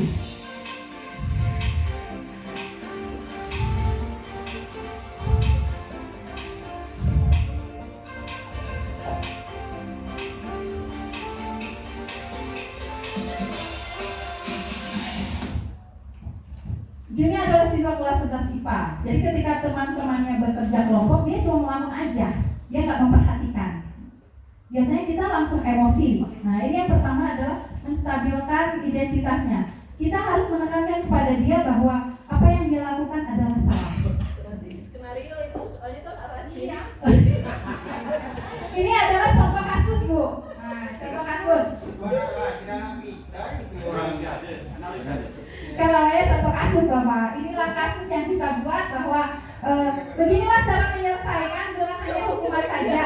Biasanya ketika anak tidak memperhatikan, kita akan menjudge dia keluar sana, jangan belajar dengan saya, seperti itu. Tetapi menurut segitiga restitusi, kita harus memvalidasi tindakan mereka yang salah itu yang seperti apa. Kebetulan hari ini pada saat itu Juni memang tidak lagi baik, sedang melakukan kesalahan. Ya, jadi di sini karena kebetulan nggak kedengar, biasanya ini ada percakapannya bahwa dia akan merasa, oh iya, saya melakukan tindakan yang salah, maafin saya ya Bu, seperti itu. Nah, jadi di bagian menanyakan keyakinan itu, apa yang bisa kamu lakukan untuk memperbaikinya? Akhirnya Juni berkata bahwa dia akan memperbaiki dengan bertanya kepada teman-temannya untuk membuat tugas ulang, seperti itu. Jadi tujuan segitiga restitusi ini tidak langsung menyerang pribadi anak, tetapi kita akan menggali, memotivasi anak untuk mengakui kesalahannya sendiri, bahwa apa yang dilakukannya itu adalah salah.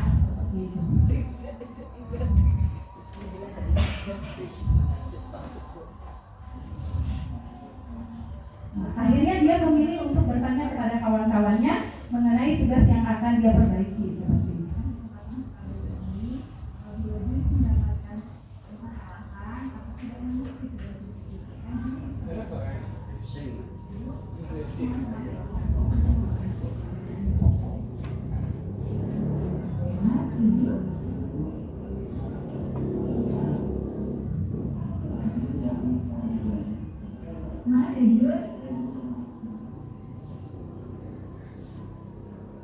Ini adalah perasaan murid semua.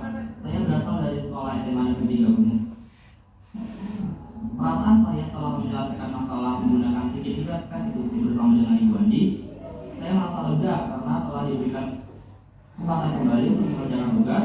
Kemudian saya merasa dipedulikan oleh teman-teman, dan kemudian saya merasa tidak diikuti oleh teman-teman karena masih diberikan kesempatan untuk membangun mengerjakan tugas kembali sehingga bisa mendapatkan nilai yang baik untuk saya sendiri. Ini tugas yang kasus yang kedua adalah anak-anak yang ribut di perpustakaan. Mereka cekikikan.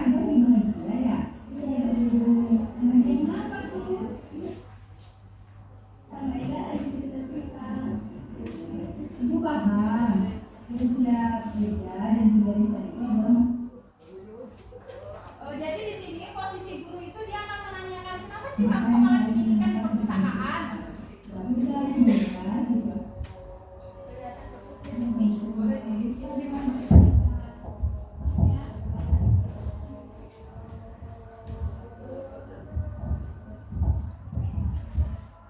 Kurang lebih Bapak Ibu, seperti itulah contoh kasus yang akan kita selesaikan menggunakan segitiga restitusi.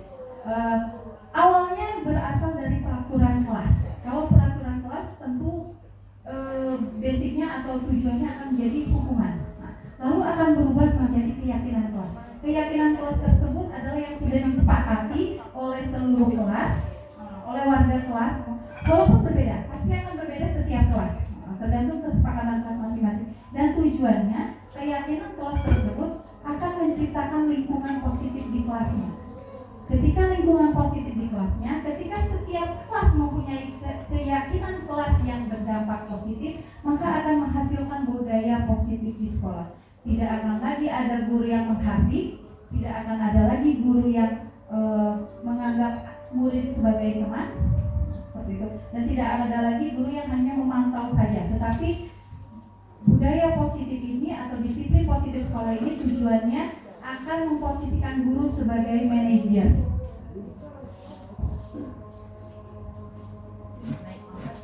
Demikianlah apa yang bisa saya sampaikan. Sedikit yang bisa saya sampaikan.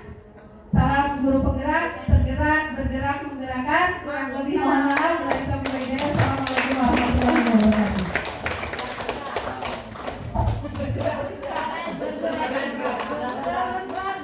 Jawab oleh pemateri kita yaitu Ibu Andi Megasari.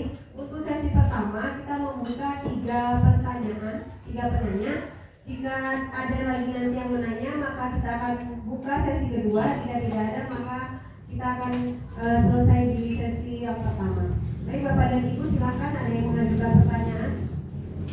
Baik Ibu Pipit, silakan mengajukan pertanyaan.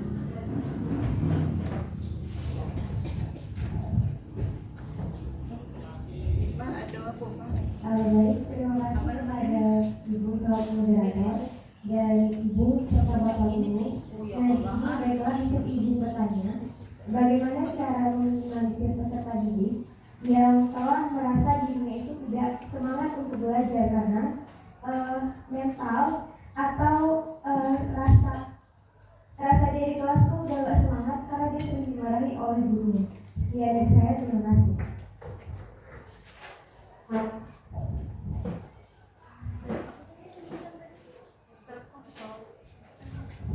Baik, itu tadi pertanyaan dari Ibu Pipit kepada Ibu Andri Gasari. Saya Kumpulkan dulu.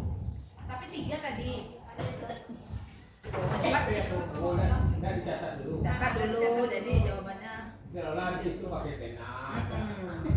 Saya jawab langsung dulu ya Pak ya, Oh, biar gak lupa. Terima kasih kepada Ibu Pipit atas pertanyaannya. Jadi Ibu Pipit bertanya bagaimana menumbuhkan lagi rasa semangat peserta didik yang ibaratnya dia sudah tidak percaya diri lagi karena sering dimarahi oleh guru.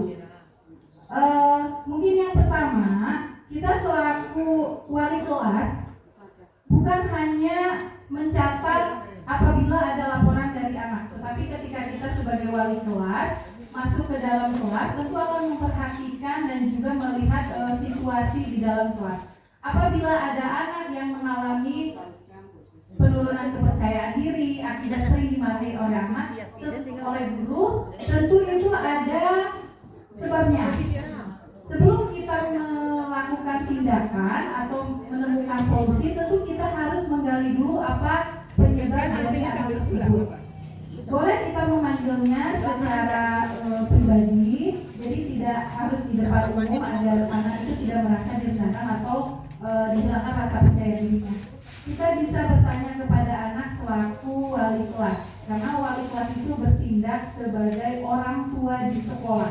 Otomatis ketika kita hanya mendengar laporan saja atau hanya melihat saja tanpa mengkonfirmasi kepada anak, kita tidak akan mengetahui apa yang terjadi dalam diri anak. Ketika dia sudah kurang semangat, tentu ketika dia dimarahi oleh guru-guru yang lain, tentu kan ada alasannya. Tidak mungkin serta-merta seorang guru memarahi peserta didik di kelas tanpa penyebabnya. Nah, itulah yang harus kita gali selaku guru kepada peserta didik.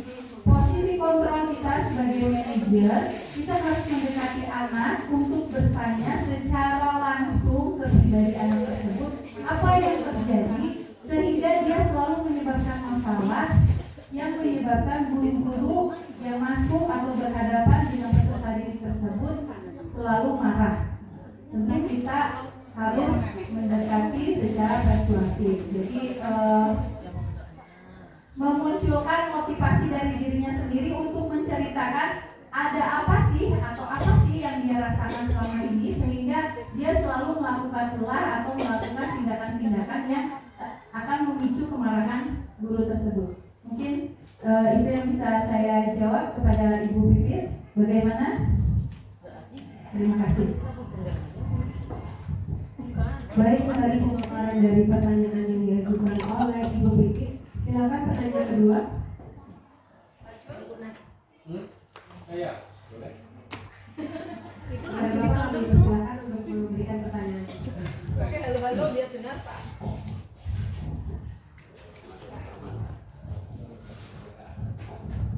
Pakai itu. Biar saya dengar. Oh, itu. Baik, terima kasih. Sebelumnya saya ingin bertanya terutama tentang pemaparan materi oleh Bu Andri Gasari tadi. Jadi apa yang kita lakukan selama ini nampaknya ada semacam kekeliruan kesalahan. Pertama, itu kita sering menghadir, kedua atau membentak, bahkan langsung kita berikan hukuman. Jadi padahal dalam pelatihan guru penggerak ini, terutama guru BPK ini sangat dihindari, dan muara terakhir lah baru kita memberikan hukuman. Tapi bila kita bandingkan dengan pendidikan zaman dulu, guru tidak hanya memberikan hukuman dan tidak hanya berani, bahkan ada guru yang memukul siswa. Malah pola pikir siswa dulu kalau kita nilai-nilai jauh lebih baik ketimbang yang sekarang. Dengan pendidikan yang keras seperti itu, akhirnya anak itu berhasil. Kalau sekarang anak lebih banyak kita manjakan, sehingga kita bujuk, kita rayu segala macam. Bahkan tadi dari penjelasan tadi, pemberian hukuman itu pun sudah langkah yang terakhir kita berikan. Kita tanggapan dari Ibu Guru Penggerak bagaimana kasus ini? Ya, terima kasih.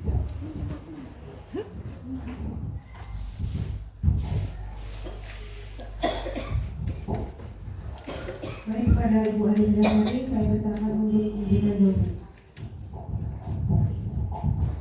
Baik, terima kasih Bapak Pak Jul. Saya akan menanggapi apa yang Pak Jul tanyakan.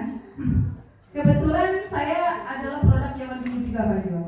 Mungkin ketika saya SD atau SMP, ya SD atau SMP masih ada perlakuan seperti itu dari guru. Dan memang dulu saya bukan anak baik-baikian. Tentu pernah melakukan kesalahan sehingga saya memang dihukum oleh guru. Lalu apa bedanya ketika zaman dulu seorang guru memperlakukan anak atau memberikan konsekuensi hukuman terhadap anak, justru dia akan menguatkan karakternya. Berbeda dengan zaman sekarang seperti yang tadi dipaparkan bahwa hukuman itu merupakan langkah terakhir.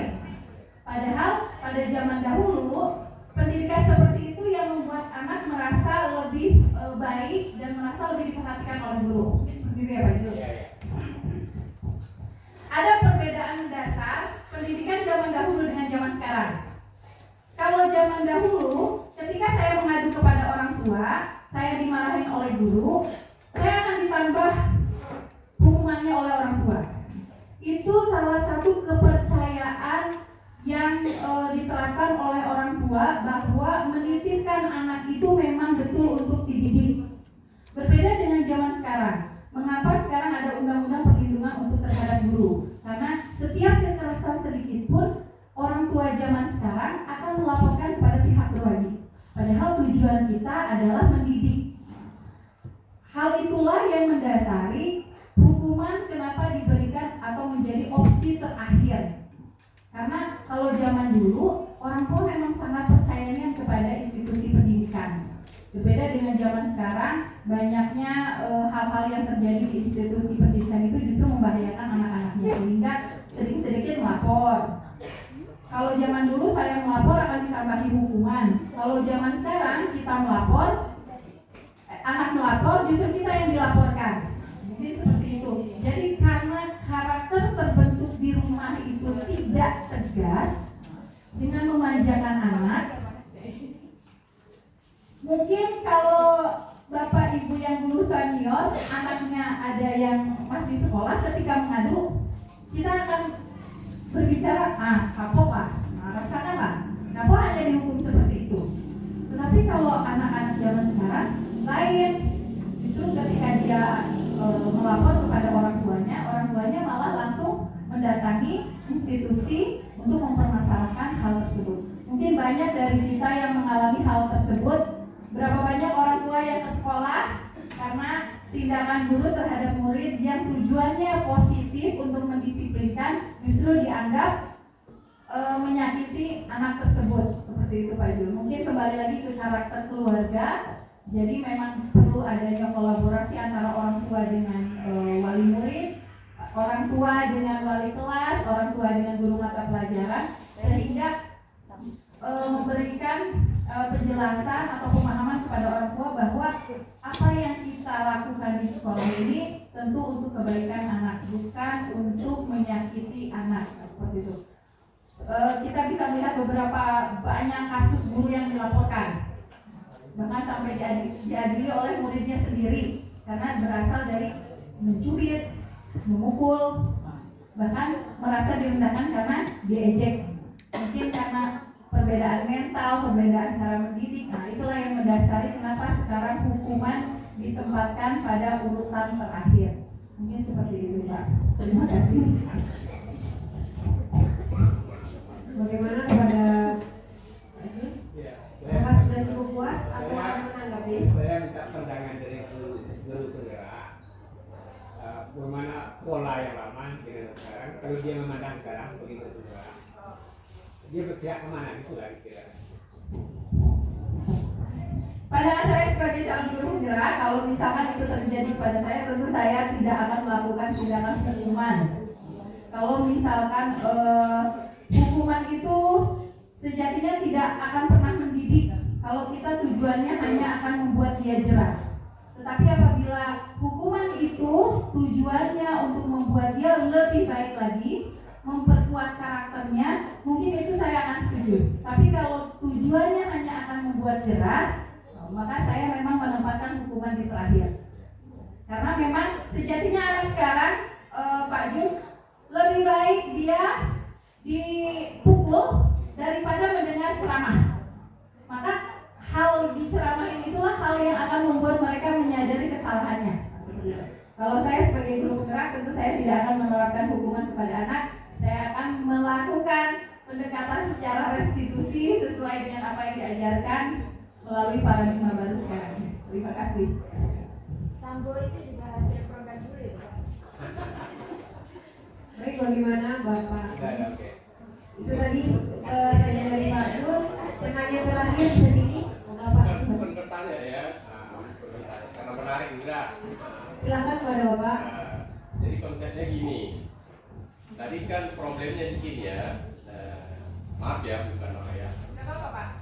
Jadi permintaan Pak Juli itu dulu dipukul, sekarang nggak perlu dipukul. Ya. Terus dulu orang lebih berhasil daripada sekarang. Nah, sekarang takarannya apa kan gitu kan?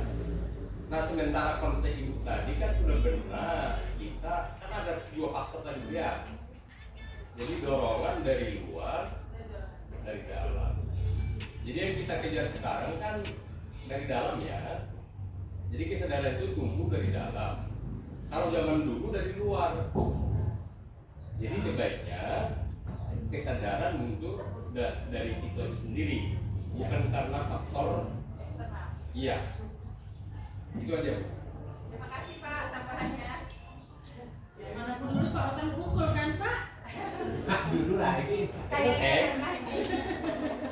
Baik, tadi Bapak Jawatan menambahkan ada pertanyaan terakhir.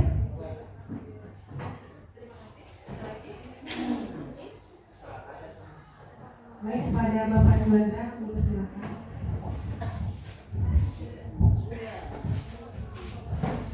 Assalamualaikum warahmatullahi wabarakatuh. Pertama saya ingin mengucapkan terima kasih kepada Ibu Dewi yang telah memaparkan materi yang menurut saya ini materi yang sangat luar biasa, khususnya untuk saya sendiri, ini pengetahuan baru untuk saya. Kemudian saat Ibu memaparkan materi juga, rasanya saya sebagai guru memang tertampar sekali Ibu, karena banyak miskonsepsi yang terjadi selama ini yang telah saya lakukan. Nah, ada pun yang ingin saya tanyakan adalah dari praktiknya Ibu.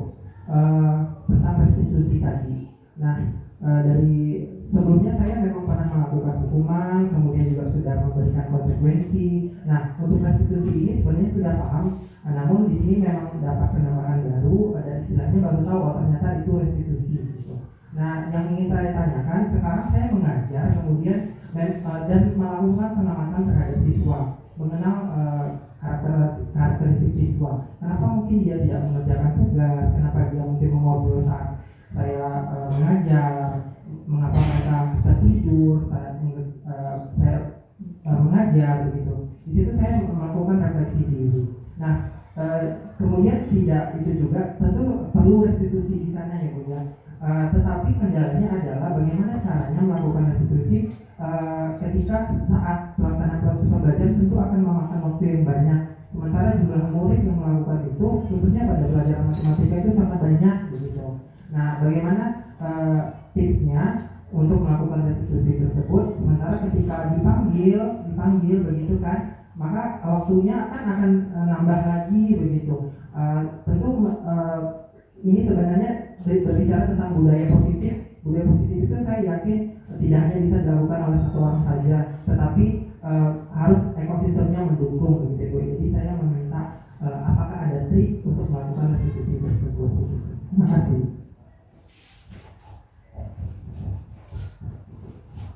Baik, terima kasih kepada Pak Juan atas pertanyaannya. Silakan Ibu Ani Berdasari.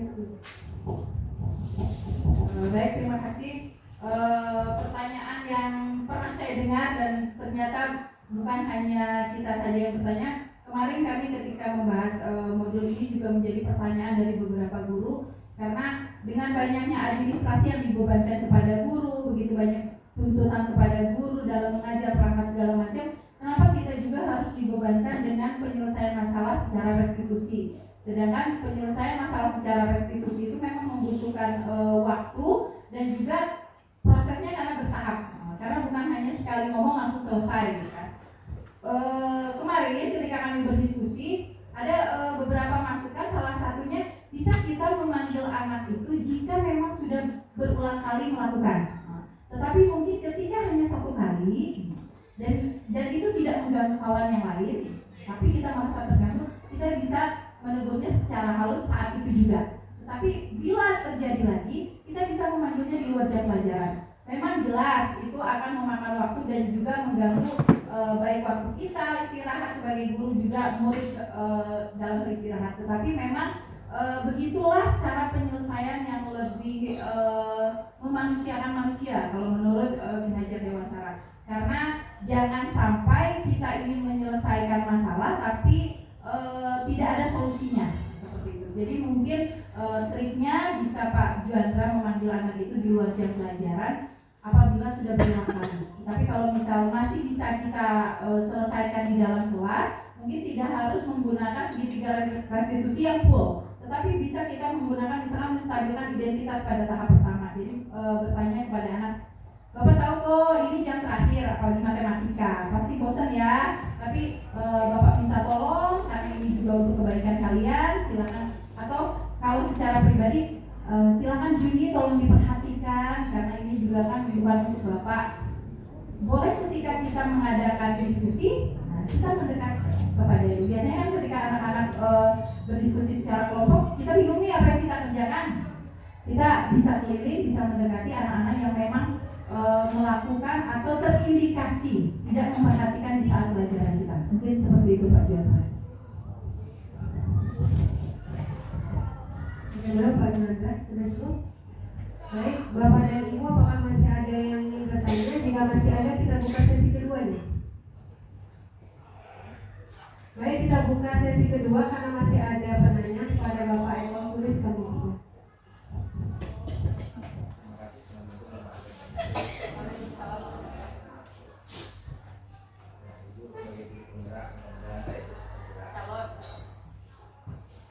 Jadi tadi saya melihat di slide tadi ketika belum melakukan A maka melakukan B. Jadi ketika melihat seperti kita itu memprogram komputer. Jadi ketika di kondisional kita kasih if maka kondisionalnya akan terjadi seperti itu. Ternyata pada kenyataannya mungkin pernah juga kita lakukan misal seperti ini. Misalkan ketika saya pribadi yang ngajar, kemudian anak itu tak memperhatikan. Terus setelah kegiatan itu saya tanyakan ke mahasiswa, kira-kira saya harus bagaimana? Apa yang harus saya lakukan supaya Anda memperhatikan saya? Seperti itu. Apa yang harus saya lakukan? Apakah saya harus berbuat seperti ini atau seperti itu? Pendapat dari Anda gimana? Ternyata memang benar. Ternyata yang muncul adalah kita tuh bicara dari hati ke hati. Artinya apa? Artinya siswanya diem, nggak ngasih jawaban apa yang harus saya lakukan kayak mana. Terus saya juga diem, nunggu jawaban dari siswa. Akhirnya nggak juga ketemu. Seperti apa tuh nggak ketemu. Terus mengenai hukuman, alhamdulillah sejauh ini mungkin saya pribadi belum sampai ke sana. Jadi minta anak di sini ngasih hukuman yang nggak ada kaitannya itu belum ketemu. Hanya mungkin tadi satu langkah kita tanya kan, kita tanya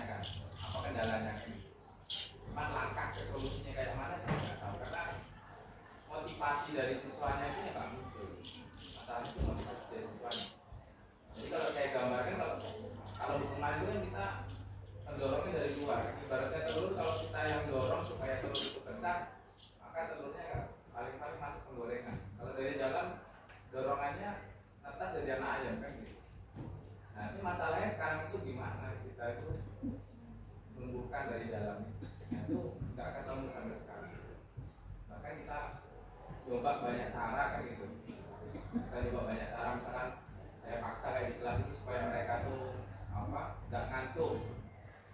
Nah, itu pernah di tahun yang lewat tuh saya pakai, saya suruh bawa papan tulis kecil-kecil masing-masing, terus saya kasih soal, dia harus jawab seperti anak SD, anak TK, jawab di papan itu terus langsung diangkat, mana yang benar langsung diangkat, yang dapatnya tidak ngantuknya gitu. Tapi itu hanya paling 1-2 kali kegiatan itu masih semangat. Ketika yang ketiga udah gitu.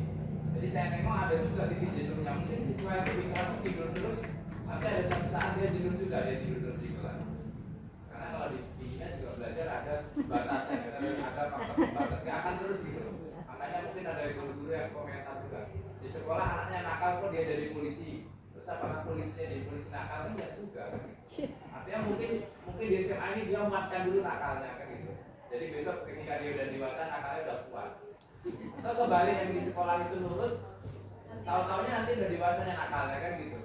Jadi ya udah, saya kira ya kita sama-sama cari solusi apa yang terbaik gitu. Makanya kalau bisa tadi dari penyampaian tadi yang ideal kayak mana sih?